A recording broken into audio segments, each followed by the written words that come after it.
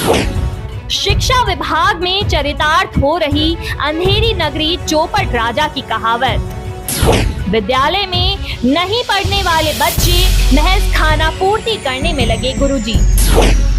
School से बचे नदारद, ठाले बैठे गुरुजी की मौज। अंधकार में दिख रहा नौनिहालों का भविष्य। नमस्कार, राम कन्या न्यूज देख रहे हैं आप और आपके साथ मैं हूं देवयानी व्यास। दोस्तों, शिक्षा के अधिकार से कोई बच्चा वंचित ना रहे, इसके लिए राजस्थान सरकार की ओर से दुरुस्त ग्रामीण क्षेत्रों में कई स्कूलें खोली जा रही है, लेकिन बावजूद इसके कहीं पर शिक्षकों की कमी देखने को मिलती है तो कहीं पर स्कूल भवन का अभाव दिखाई देता है।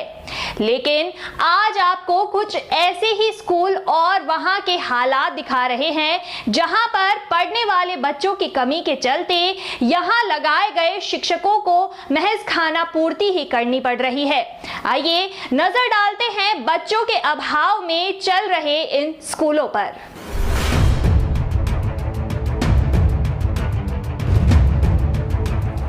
दुरुस्त ग्रामीण क्षेत्र के बच्चों को शिक्षा मिल सके, इसके लिए राजस्थान सरकार गांव-गांव, ढाणी-ढाणी स्कूलें खोल रही है। छात्र छात्राओं को बेहतर तालीम मिले, इसके लिए स्कूलों में शिक्षक लगाकर करोड़ों रुपए खर्च किए जा रहे हैं। इसके बावजूद शिक्षा की जोत गांव-गांव, ढाणी-ढाणी नहीं पहुंच पा रही है। केकड़ी विधानसभा क्षेत्र में ऐसे कई विद्यालय हैं जहां पर गुरुजी दिन भर ठाले बैठे रहते हैं, लेकिन पढ़ने के लिए कोई बच्चा नहीं आता। ऐसे में सरकार को लाखों रुपए प्रति माह गुरुजी को तनख्वाह के रूप में देने पड़ रहे हैं, जिससे एक और जहां सरकार को आर्थिक नुकसान हो रहा है, वहीं दूसरी ओर बच्चे भी पढ़ाई से दूर ही दिखाई देते हैं। दरअसल अजमेर कोटा स्टेट हाईवे किनारे राजकीय प्राथमिक विद्यालय गुलाबबाड़ी में सरकार ने 2 शिक्षक लगा रखे हैं, लेकिन वर्षों से यहाँ बच्चे पढ़ने नहीं आते। इसके चलते सरकार को लाखों रुपए प्रति माह तनख्वाह के रूप में फोकट में देने पड़ रहे हैं। इस वर्ष ब्लॉक मुख्य शिक्षा अधिकारी राधेश्याम कुमावत की फटकार के चलते शिक्षकों ने 4 बच्चों का नामांकन किया, लेकिन वो भी कभी कभार ही स्कूल आते हैं। इसके चलते यहाँ लगाए गए शिक्षकों की मौज हो रही है। स्कूल में स्वच्छता का आलम ये है कि यहाँ जगह जगह गोबर पड़ा हुआ है। गुरुजी सुबह आते हैं और उपस्थिति रजिस्टर में हस्ताक्षर करके वापस चले जाते हैं। सावर के राजकीय प्राथमिक विद्यालय माधो सागर में सरकार ने अनिता चौधरी और बेगम बानो को लगा रखा है, लेकिन यहाँ छात्र छात्राएं पढ़ने के लिए नहीं आते। ऐसे में दोनों शिक्षिकाएं दिन भर खाली बैठी रहती है।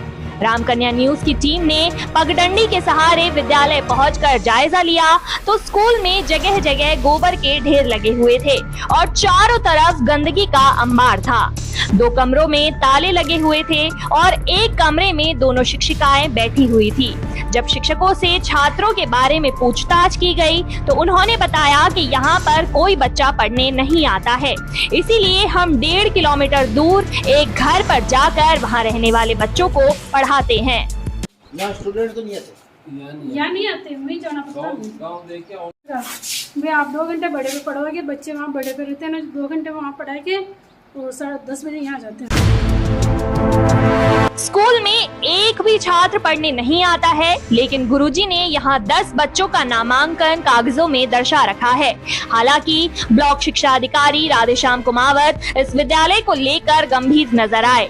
उन्होंने कहा कि हम प्रतिवर्ष बच्चों का नामांकन करवाने का प्रयास करते हैं, लेकिन यहाँ रहने वाले अधिकांश परिवार पलायन कर गए, जिसके चलते छात्र छात्राओं का नामांकन नहीं हो पा रहा है। मुख्य ब्लॉक शिक्षा अधिकारी राधेश्याम कुमावत ने बताया कि प्रताप कॉलोनी सावर में घुमंतु जाति के बच्चे पढ़ते हैं, जिसके चलते नामांकन कम ज्यादा होता रहता है।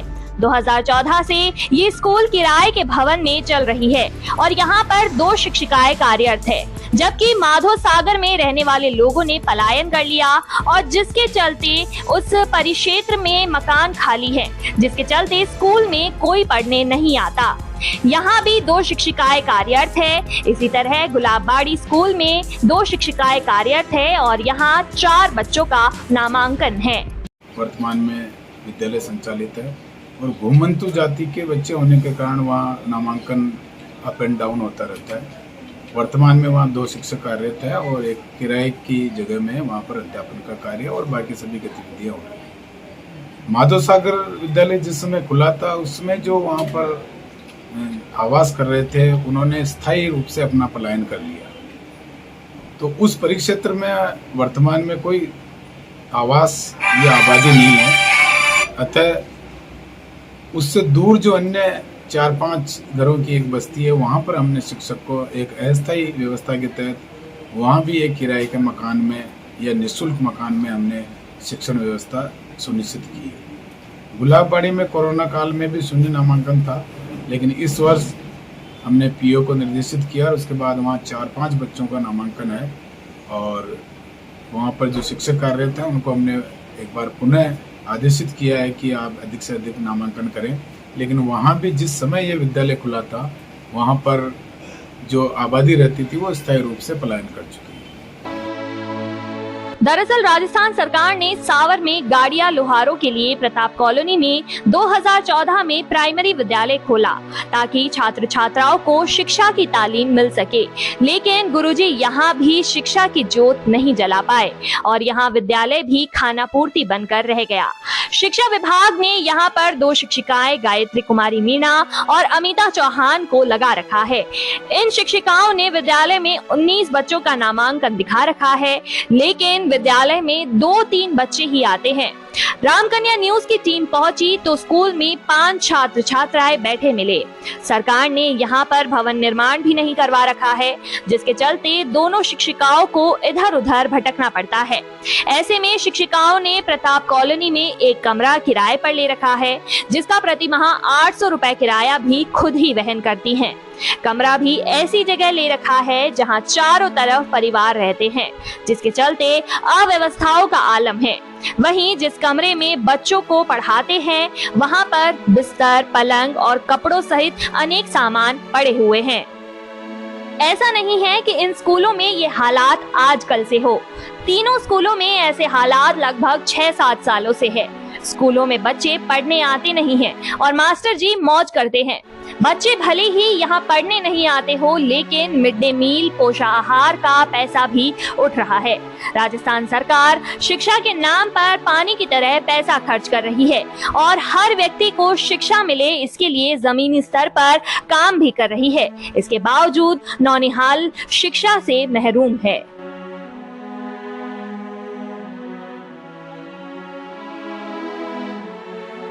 बहरहाल ऐसे आलम में ये बखूबी समझा जा सकता है कि बच्चों के अभाव में चल रहे स्कूल में शिक्षा का माहौल कैसा होगा और कैसे इन क्षेत्रों में रहने वाले बच्चे शिक्षा से महरूम नजर आ रहे हैं।